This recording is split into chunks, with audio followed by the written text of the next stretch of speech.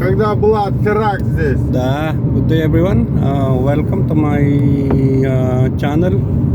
Update po tayo dito sa Crocus City Hall kung saan nangyari yung kahindik-hindik na pagmasaker sa mga Russian together with the other nationality before. Kung natatandaan nyo, ito po ngayon. Ayan, thank you sa pagbukas ng bintana, Mr. Driver. Ayan. Kung makikita nyo, under construction na ngayon.